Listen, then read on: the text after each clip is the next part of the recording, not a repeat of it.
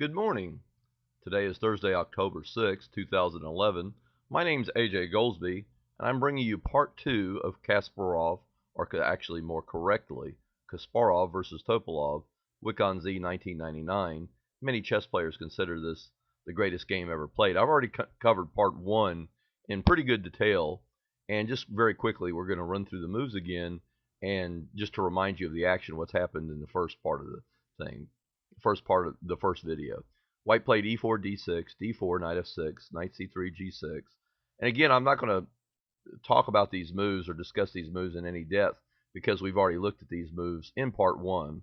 Bishop e3, bishop g7, queen d2, c6, f3, b5, knight g2, knight bd7, bishop h6, swapping off the dark square defender, bishop takes, queen takes, bishop b7, a3, e5, White castles queenside, black plays queen e7, king b1, a6, knight c1, black castles, knight b3, e takes d4, rook takes d4, c5, challenging the rook, kicking the rook back, rook d1, knight b6, g3, king b8, knight a5, bishop a8, bishop h3, d5, queen f4 check, king a7, rhe1, d4, knight d5. I give that a double exclam. It's a very brilliant move, and Kasparov had to already know and have calculated correctly what his follow-up to that move would be. Otherwise, it would have failed miserably. White would have just lost a pawn.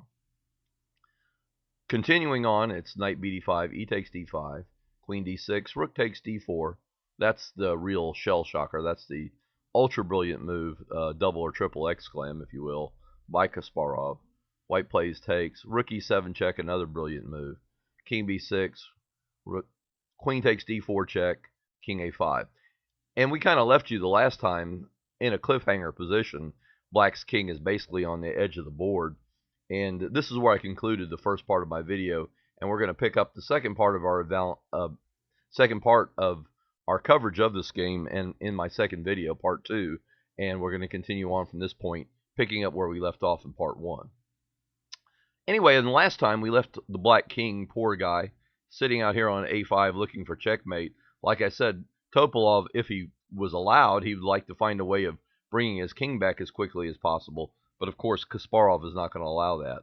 White's 27th move was b4 check, king a4. Now we see one of the main points or one of the main ideas of Kasparov's grand combination here is that the king on a4 is basically, White can play moves like king b2 and run the queen back and over, and it's going to be a total checkmate. In other words, one of the ideas for White is simply play king b2, retreat the queen to d3 or c3, play queen b3, and even if black could say take with a bishop or queen, queen takes queen, pawn takes queen check, and that would be mate because the king would have no flight squares if we had followed through on that idea. I'm just giving you basically a sample or what I call a fantasy variation just to show you the ideas or how much trouble black is really in here.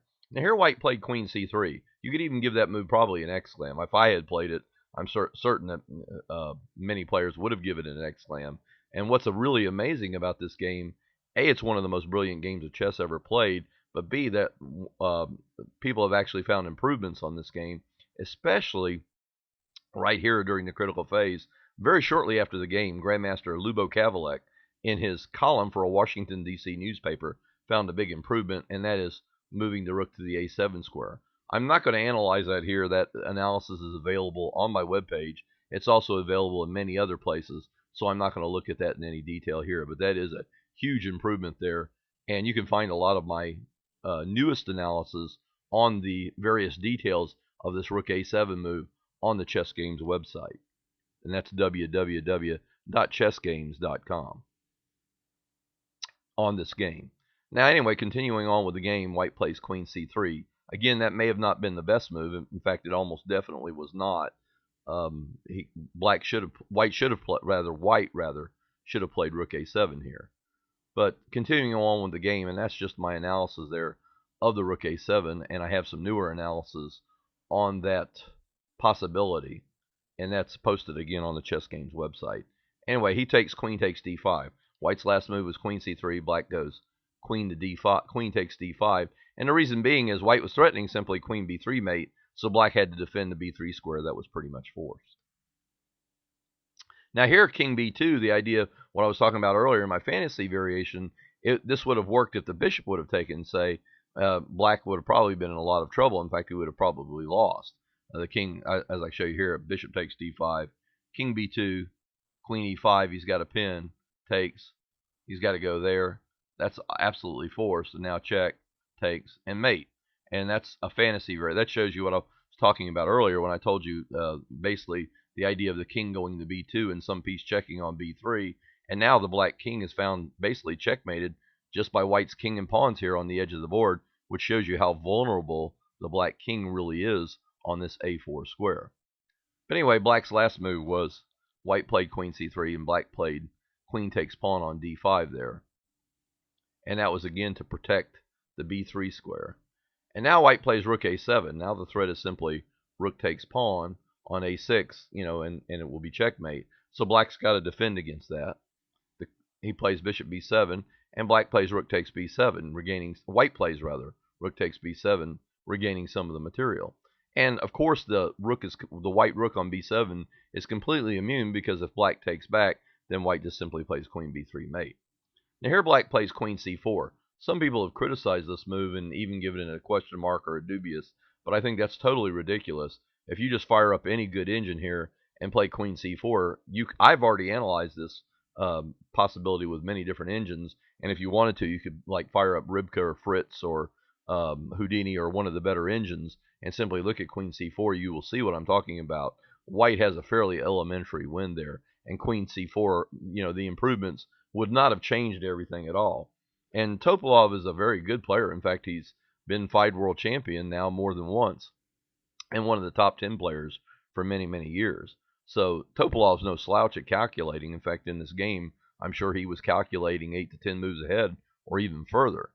And the point being is that queen c4 is not hardly a bad move, and any so-called improvements would not have changed the outcome of this game. So I don't buy the argument here that queen c4 was such a bad move, because first of all, nothing would have saved black's game, and secondly, the so-called improvements really don't change anything anyway. White still has a forced win, excuse me. White would still have a forced win, in case of the alternatives. But anyway, white here, he snaps off a knight here, and that's just regaining some more material. And also, too, it's not just to regain the material. If you'll look over here on the side, you'll see that the queen is now threatening queen takes a6 mate. So there's some very, in fact, black's in dire straits here.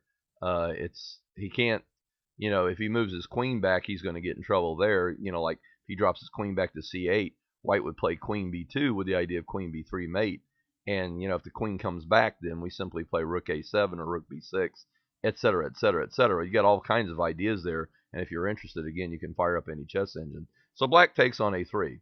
Several people criticize that move, but again, if you fire up any engine, you're going to find that basically no matter what black does, white has a forced win from this point onward.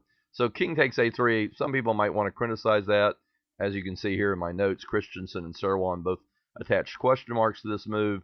But, any of the so-called improvements, you can very quickly find that they're really not going to go anywhere. They're not going to save the game for black. Black is lost no matter what. So anyway, black played, he went ahead and played king takes a3 there. White plays queen takes a6 check. And now you see that the king's in check. Black has king takes b4. And here we see begin a very brilliant series of moves. In fact, several people have written about this, several grandmasters, not myself, but several grandmasters, Albert, Christensen, Serwan, Kavalek, Soltis, the list goes on and on. They've written about what a brilliant series of moves that we're about to be treated to here. And some of these moves are really some of the most brilliant in chess. But anyway, white's now going to play a series of problem moves almost, and it's the computer confirms also that many of these moves are best. White plays c3 check, double exclam.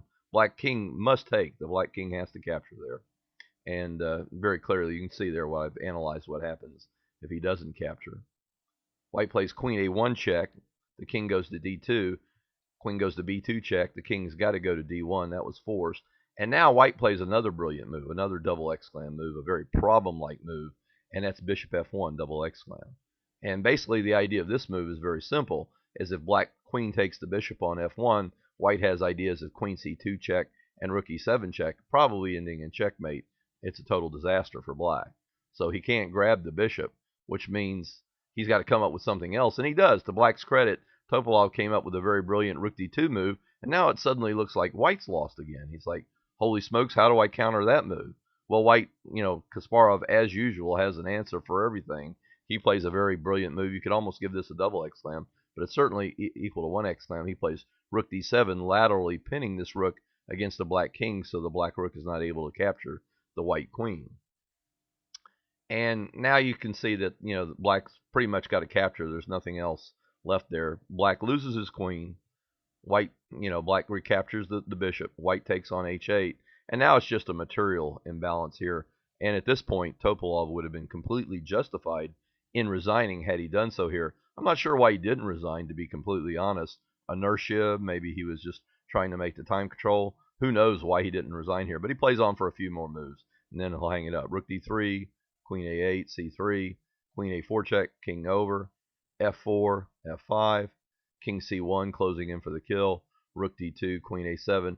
Now White's threatening queen g1 check, and like if rook e2, queen g1's mate, and if the black rook takes the pawn, rook takes h2, then queen g1 wins the black rook.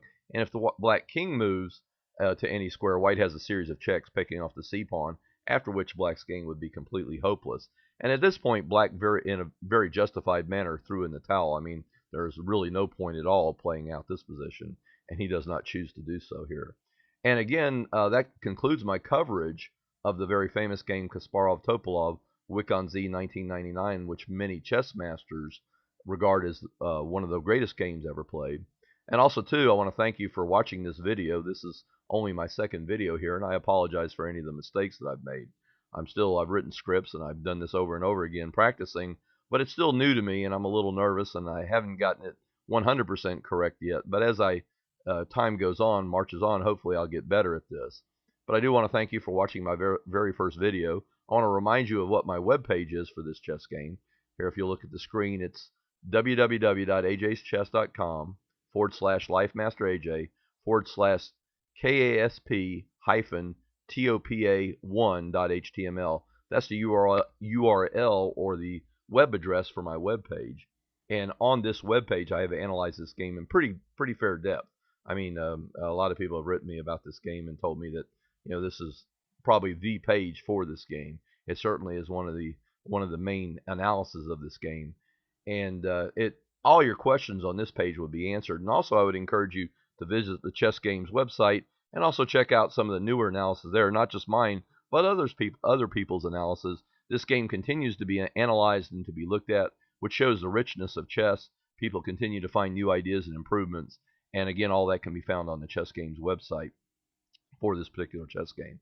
And again, I want to thank you for watching only my second video ever.